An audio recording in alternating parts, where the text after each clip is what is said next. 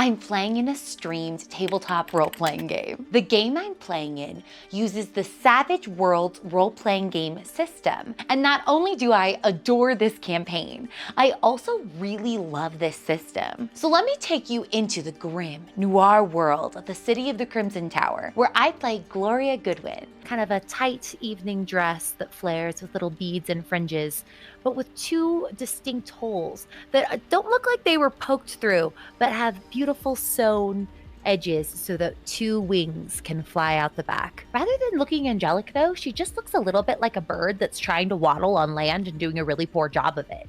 And so even just in this moment of trying to find the train, I take a little step forward to see if I can see it and almost like trip over my own feet. I'll try to stop myself from making this entire video a discussion on mechanical randomness and statistics. I'm only human.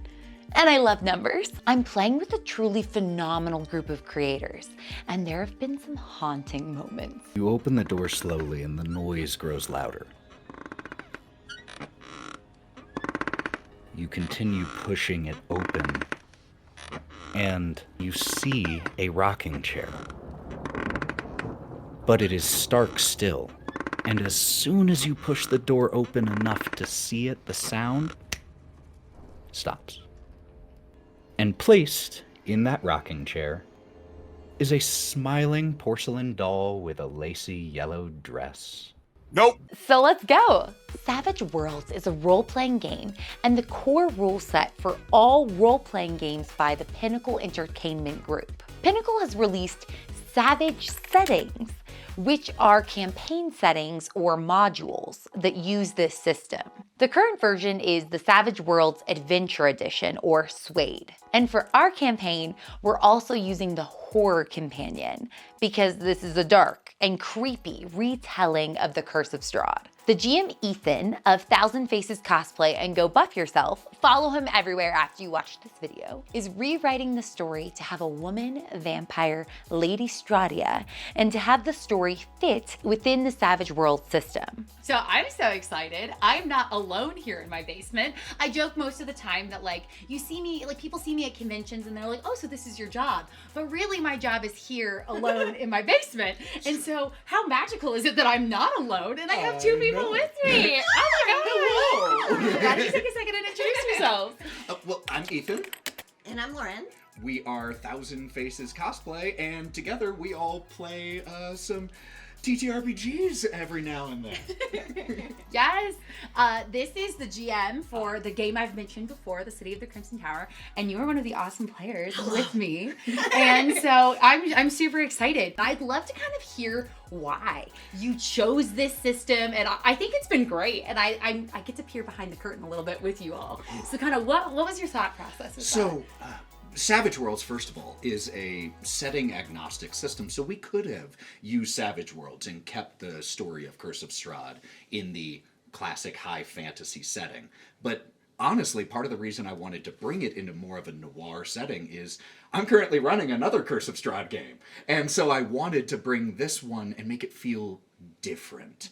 And I've run so many high fantasy games, I wanted a change of setting. So I wanted 1930s vibe, bring it more into the present. And I think that by bringing a horror story more into the present, it makes it more relatable for the viewers. Because when there's the high fantasy setting, we can distance ourselves mentally and emotionally from it. It's totally different. But when it's in city streets that we're all familiar with, when there's technology that we all still use and know, it makes it feel much more relatable. And then for Savage Worlds specifically, I wanted a system that would facilitate the horror aspect of Curse of Strahd, less the combat aspect. I wanted a system where one encounter could feel very deadly.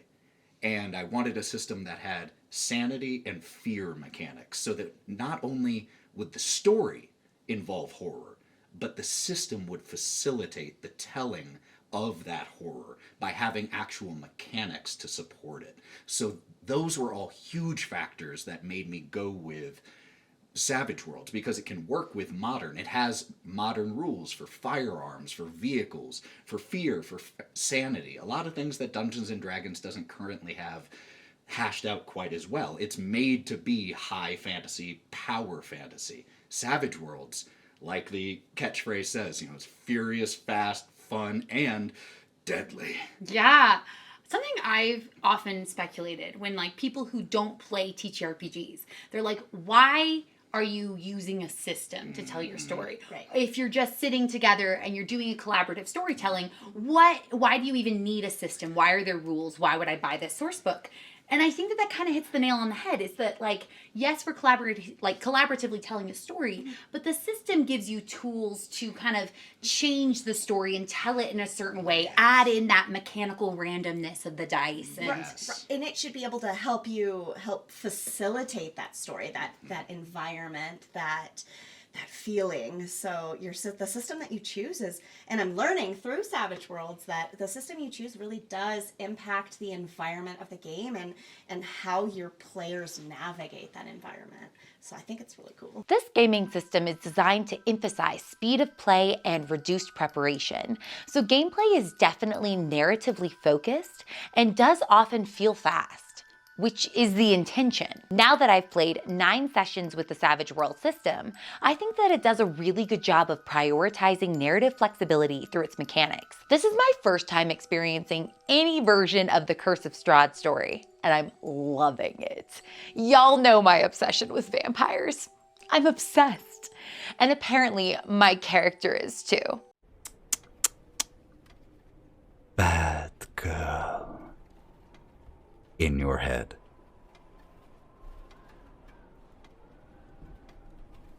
Did you just have somebody tell you that you're a bad girl? Or was that just me? No.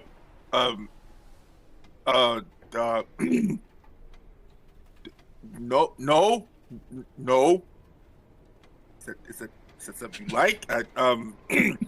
No. And then a voice in my head said that I was a bad girl. Yeah. I mean, And Nyne didn't hear it. It didn't happen in his head. Well, he's not a bad girl.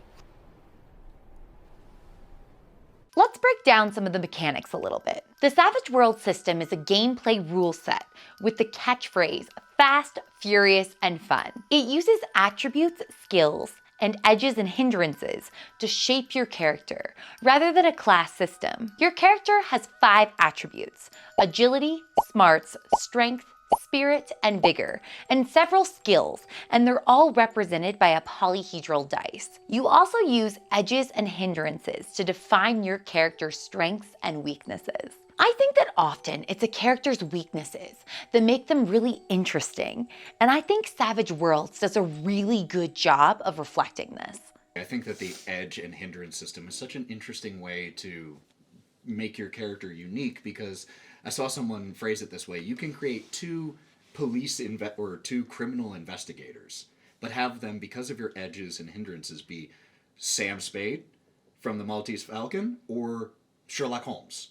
Just here you take the investigator and brawling because he was quite a pugilist, and maybe one of the bad in social situations hindrances for Sherlock Holmes, versus with Sam Spade where you got a higher shooting skill, you got the underworld connection, and you're both investigators, but because of the edges and hindrances you've chosen, you are 2 totally different archetypes. I really loved thinking about what edges and hindrances to give Gloria. She's a mad scientist doctor, so she's super smart, very eccentric, flighty, and a bit whimsical. I really wanted to lean into the idea of an absent-minded scientist, someone who, while brilliant, was a little clueless and clumsy, and I feel like the system really let me do that. I gave her 2 major hindrances, clumsy and curious, and 2 edges, an arcane background and the investigator edge. I've kept these choices in mind while role-playing her,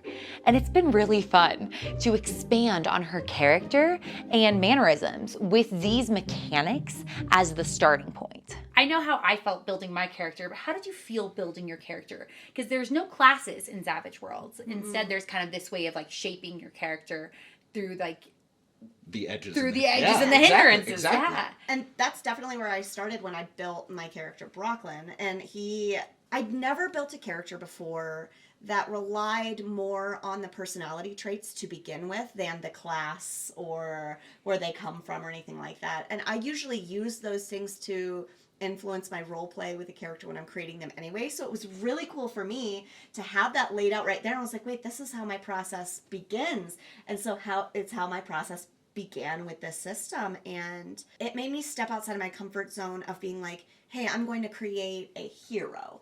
I'm like, no, I'm going to create a cynical character. I'm going to create the guy in the horror film that's like, yeah, we totally shouldn't go in there. Why are you good? Why did you go in there? Why did you go? Why did you think going in there would be good? I literally just said, and someone who faints at the sight of blood. Someone. But that's me in real life. So I guess that's the wrong. So I made Brooklyn anemic, and that's my biggest hindrance that I have. So anytime he's in a new environment, which our environment has been very visceral, very gross, very so he passes out a lot. And that is a big piece of who his character is, because then his companions have to wake him up or get him up. And I just think that that was my foundational hindrance for him, is he's anemic. He's basically helpless. Ace, you good over there? Talking to you, Brawk. Ace, I'm talking to you. Okay. Do not throw up in this water. Do not throw up in here. Oh, he threw up. Don't step there. Looked like you needed to get that up. You want some gin? Most definitely do. Nyne kind of just covers the vomit with dirt. Out of instinct for some reason. Beautiful. With your back foot. Yep. There we go. There we go.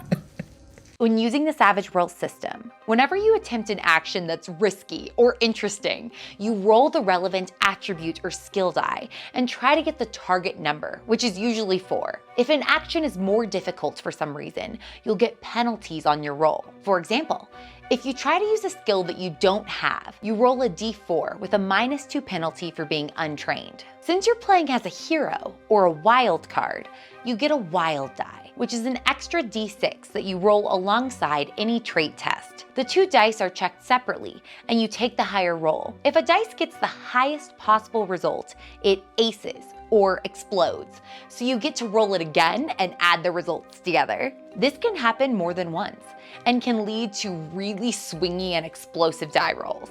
So, without getting into the math of the exploding dice, which is an interesting one because technically the bigger die type you have, the less likely you are to explode. So sometimes mathematically it's better to have a smaller. It's weird. But one of the things that I wanted the swingy exploding dice for this story, for the horror element, because this version of Curse of Strahd that I'm wanting to tell with all of you, or Curse of Strahd, yeah, maybe, is not epic, powerful heroes going against a villain. It is people surviving a horrifying situation, which means that sometimes those people will luck out and get a very lucky shot on a werewolf by having the die, like you in the last session, explode 3 times in a row. 3 times in a row. It actually did happen, yes. Oh, it was amazing. As I was editing and listening to it, it was insane. But, you can score that lucky single shot on a werewolf, boom, dead. But also,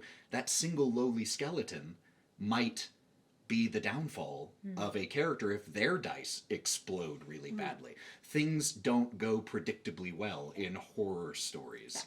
Exactly. And to touch on what both of you have said, I think that one of the greatest mental leaps that any TTRPG player can make is to realize that failure is such a great opportunity for a story. We all want to succeed, and that's why you sometimes have players who try to hide their roles and be like, oh no, that was a nat 20, because we think that the goal is to win and succeed. But no, the goal is to tell a really cool story together, a memorable story.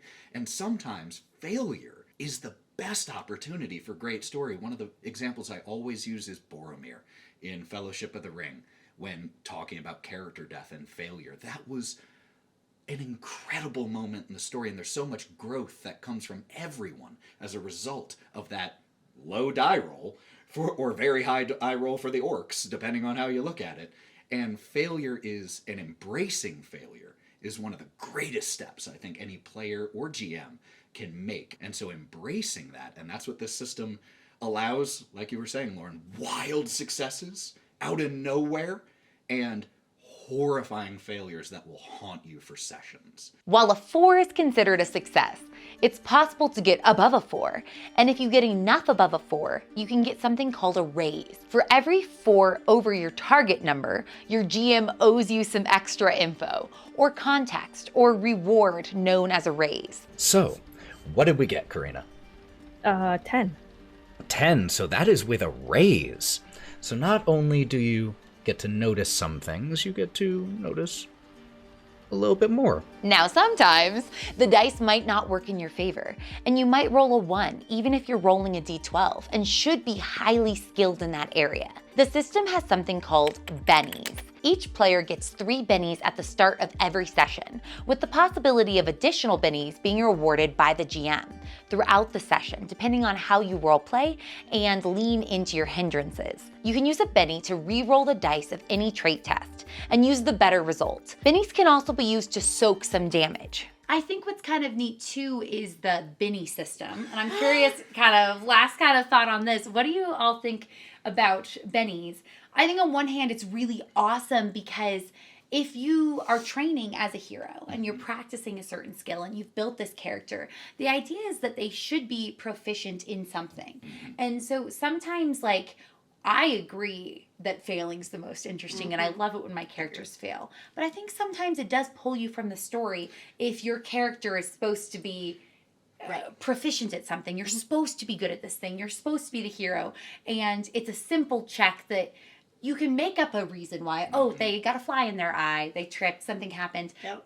But there's times where maybe that pulls you from the story. So and I true. think that bennies are a really cool way that Savage Worlds kind of pulls you back in to the story. And I'm curious kind of what you both think about this, because you're using alt rules for True. our game True. with bennies. And this is your second time kind of story experiencing this, but I'm curious what you think, because that was a weird mechanic for me that I'm like, every session, we just get 3 re-rolls? Is that like a thing? So it's really crazy because we've utilized the luck system before, which is a fun system as well. You can adopt to give your players a little more autonomy. But the Benny system is integral to, I think, this system, because since it's so swingy, since it goes either super good or super bad, you getting the option to kind of decide, like, okay, wow, I just took 2 wounds. I'm gonna go ahead and be like, gather up all my strength, use another Benny, try again. Because we do that in our daily lives as well. We're like, okay, you know what? No, I'm not gonna let this take me down. I'm gonna try again. I can do this. And the Benny is kind of the representation of that, I think, and gives the player some additional autonomy in their own storytelling, because you have that randomness of the die roll, of course, and you have the rigidity of your mechanics, or however your DM is choosing to give homebrew rules. But having that little bit extra that's awarded throughout the game, like you can get an extra Benny for being really clumsy as a clumsy character, or if you are just super bad at words, you can get a Benny for that. But I think that's leaning into the storytelling. Yes, agreed. It's like, I think that it's a mechanic that rewards the role playing, which I think is really... That's exactly what I'm trying to say here. So thank you. Because I think it really does give that player more of an active role in how they are telling their story for their character versus what is happening to their character and them responding to that. So, yes. The Benny system is the lifeblood of Savage Worlds. You can't run Savage Worlds if you aren't throwing bennies out pretty frequently. They're used for so many things, but you both touched on it perfectly in that it is a built-in, baked-in mechanic that rewards role play, and it's specifically what I love about the use of the bennies is that the system encourages you to give a benny when players play into their character's hindrances. And then with the horror alt rules you were talking about, it's also when you play into the horror tropes. So like, you don't look in the back seat, or you don't double tap the enemy, or you go into the room by yourself, whatever horror trope. In combat, Savage Worlds uses cards to draw initiative.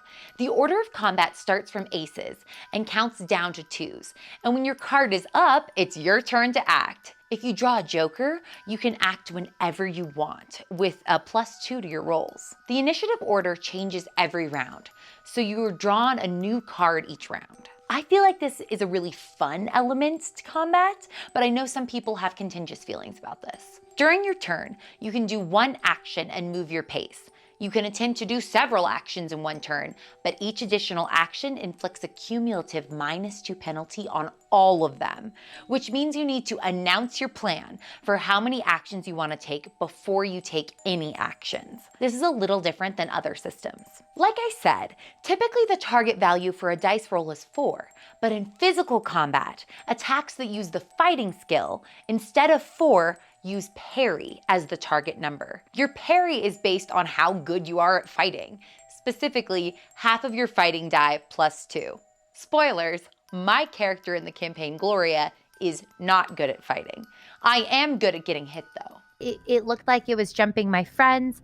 I think I'll attempt to hit. 2 small little crossbow bolts go impacting into this one you're stomping on. The first one didn't do much. The second hits right under the chin, the tip of the bolt sticking out in its mouth as it... With ranged combat, distance and cover matter instead of parry. All of this feels really relevant to the story and thematic, so I enjoy that. There's no hit points in Savage Worlds. If an attack hits you, the damage is rolled against your toughness, and if the damage is more than your toughness, you become shaken, unable to act until you overcome it with a spirit roll. If the damage is less than your toughness, you're able to shake it off. Once you're shaken, every additional hit automatically becomes a wound. You only have 3 wound levels before you become incapacitated, and each is also a penalty on all of your actions. -1, then -2, then -3. This is where you might want to use a Benny to make a soak roll to negate some damage. So Brawk reaches in and he steadies his hand. He's held a gun before. He says, I'm super good at this. And then he waits and he waits and he waits and he waits. And as he waits, the anxiety sets in, the doubt sets in. He starts to shake a little bit. He starts to steady himself with one arm on this wall in this tight space. And his vision falters and he loses sight of who he's shooting.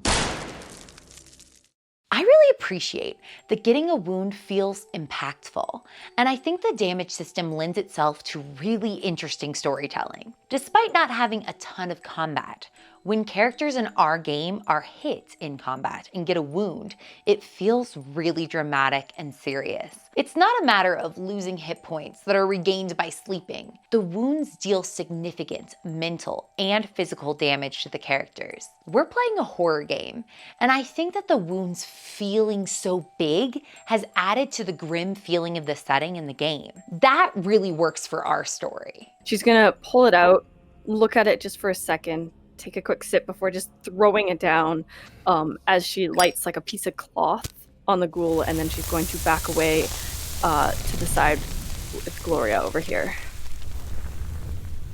Savage Worlds had its origins in war games. So while it's a fairly combat-focused game system, we've had a really successful and fun time in our game that has minimal combat encounters. And I think that more sporadic combat has made what fighting there has been even more significant. Hawthorne, hearing the noise, instinctually just blunders in like pretty much a raging bull in through the way, and then just runs up to Karina, taking pretty much her in one arm and his fists in the other and just banging it until he can pull one side of the arm and rip it off of her, throwing it down the hallway a little bit. Now, if you're hearing all this and you think that the dice rolling system sounds swingy, you're correct. It's a bit swingy. Because of aces and exploding dice, every threat could be catastrophic. And even in situations where every odd is stacked against you, it's still theoretically possible to roll a 4 and succeed. Let's peek at the math just a little,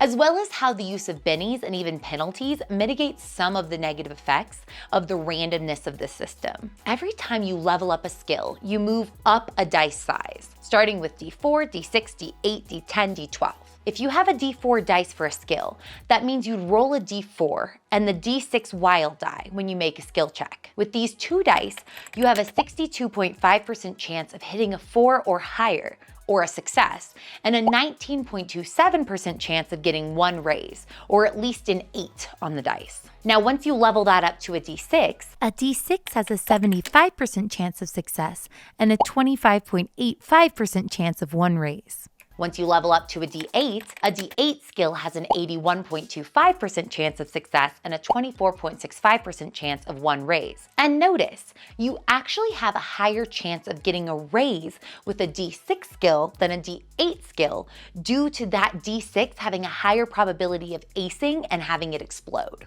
A D10 skill has an 85% chance of success and a 39.72% chance of 1 raise. And finally, a D12 skill has an 87.5% chance of success and a 49.77% chance of 1 raise. And notice, you have a higher chance of an increase with a D10 and D12 skills just based on natural rolls. I think it's really interesting to note that the higher the dice you roll, the more likely you are to roll above a 4, which is to be expected. The more options you can roll on a dice, the more likely it is that you will roll a 4 or higher. Story-wise, this also makes sense.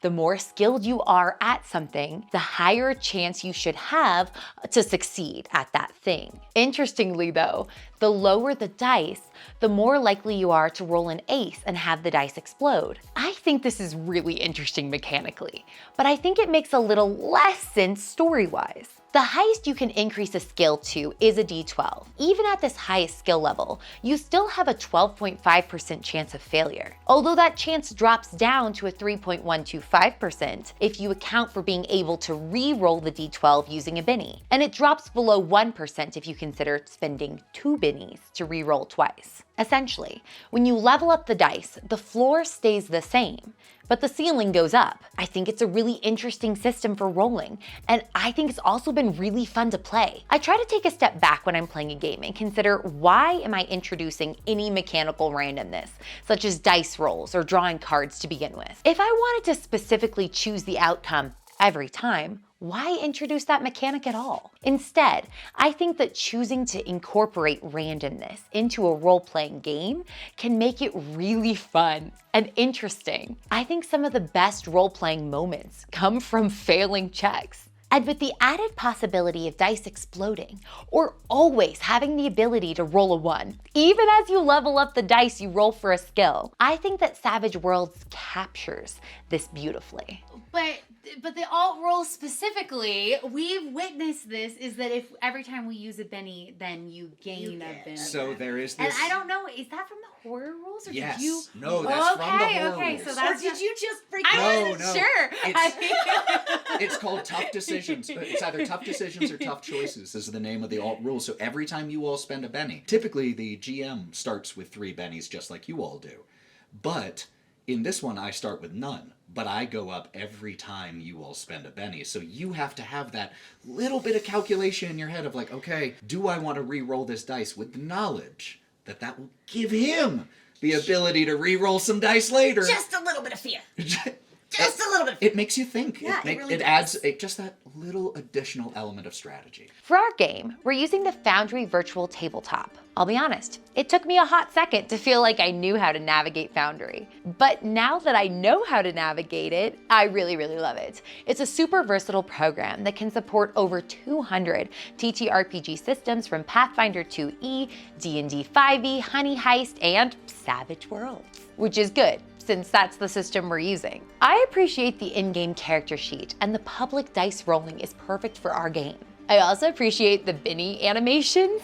It has a really efficient interface. The ones I knew how to use felt really transparent. That's something I think that's like a little bit intimidating about playing a new system is there's so many, when there's not as many resources, either digital or paper, or you don't have people that can like guide you as much. How do you feel like jumping into GMing this campaign? How did you feel about like being able to find resources? And I mentioned that I will mention that we're using Foundry. Yeah. Kind of what led you to that in that process?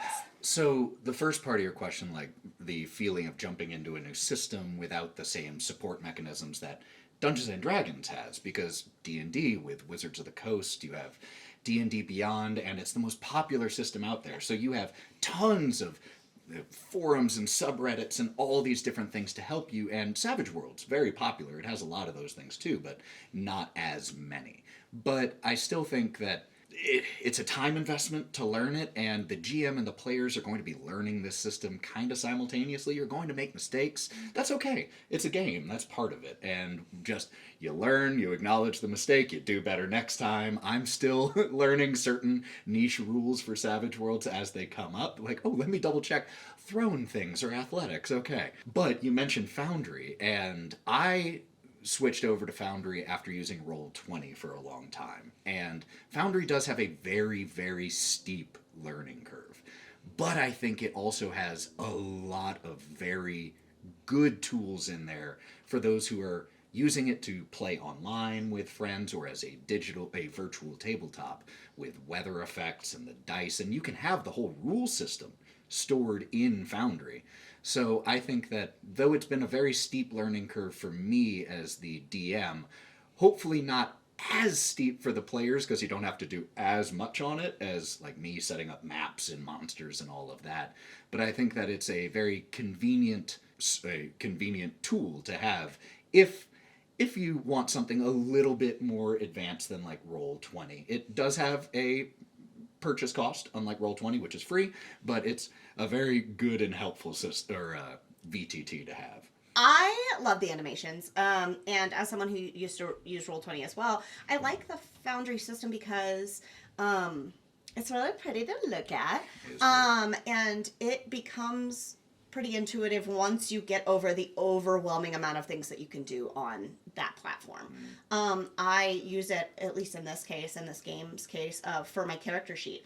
And as I was learning the system, it was really helpful for me to have those rolls right there to where I didn't have to calculate things. I didn't have to see what an exploding die looked like. I didn't need to think about those things in my realm. It could stay on the interwebs, and I could just press the button and it'll calculate it for me. Now I can do my rolls on my own, but it was really nice to have that as a tool to hold my hand. I think that's a really good point, because that is one of the things that D&D 5e, especially with D&D Beyond, is so great at, is it makes the onboarding process for new players very easy. I think so. You can hear about D&D and then in 30 minutes be playing a game, and D&D Beyond will be the training wheels to help you along the way. And Foundry, for like Savage Worlds, having all the rules in there, did kind of the same thing. Yeah. When you all were learning a new system, there are all these rules. What dice do I roll? There's this wild die, an exploding dice. There's a lot of moving pieces. And so at first, having this